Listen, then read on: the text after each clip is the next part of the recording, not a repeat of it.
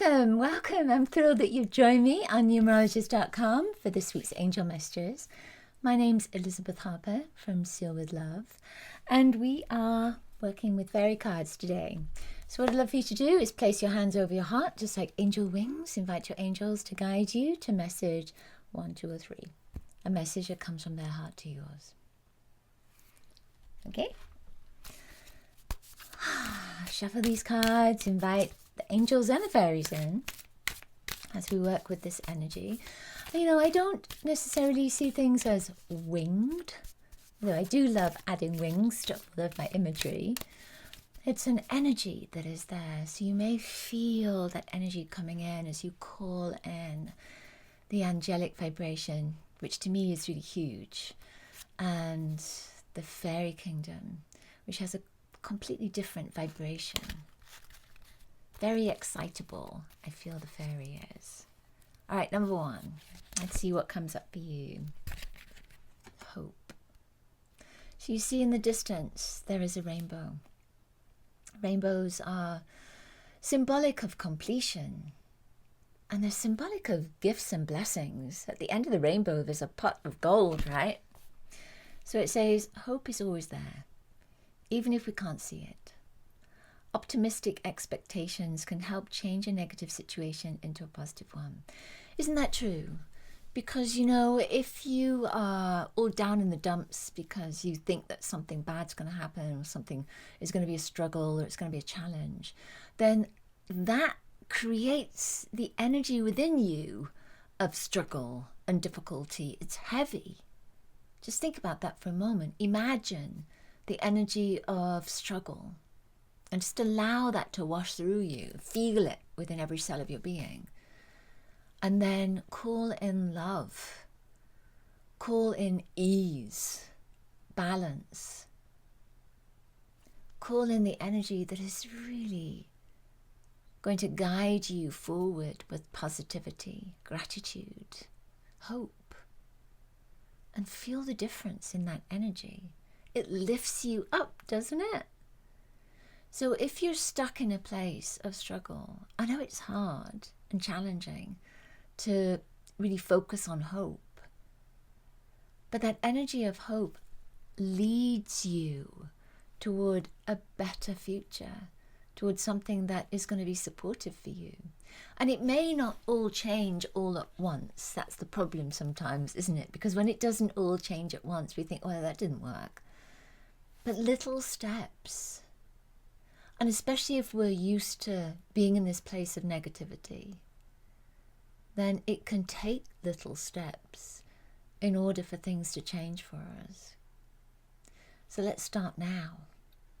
Let's start now with focusing on positivity, on planting seeds for positive growth, of really focusing on the good and all the wonderful blessings that can happen in our lives. Being grateful for those blessings before they've even arrived, because that will shift your energy and that will change your outlook. I love that. All right, number 2. Number 2 is wisdom. So as soon as that card came out, I thought it's about making wise choices. There's an owl in this image because, of course, owls are symbolic of wisdom. Owls see in the dark. Owls might see things that we don't see. Have you ever been told that you're wise beyond your years? Now is the time to call upon your inner fairy wisdom to help you with a challenge.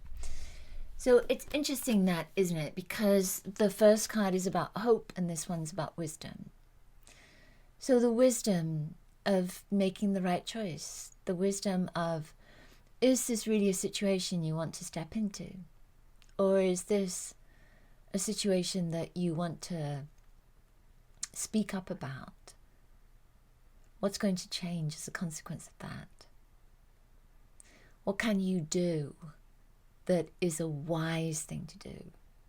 What's the wisest thing for you to do? That's when I feel into this card. The message is about making decisions. And it's interesting because the image has a lot of green on it and white. And those colors are about change and renewal. But there's snow in this image. So something has been frosty, something has been cold. Maybe it's the emotions. And maybe something is waking up within you. And that wisdom, that blessing of wisdom, could be what's waking up. It might be that you've decided that a particular course of action isn't the right course of action, isn't the right direction for you to take, isn't the right way to go about things. Or it may be that you are being called on by others to share your wisdom, to offer guidance and support. So imagine yourself as that owl, looking, seeing 360 degrees around you. You're seeing things from all different perspectives and gaining wisdom as a consequence of that, so that you can share your best advice, opinion, course of action, because you've seen everything that's available and you're using your wisdom to guide yourself and others. I love that. Where is wisdom most needed in your life at this time? Number three, lost and found. So it's saying something that you lost has now been found, or it's going to be found. What was once lost is about to be found, thanks to the lost and found fairy. I love that.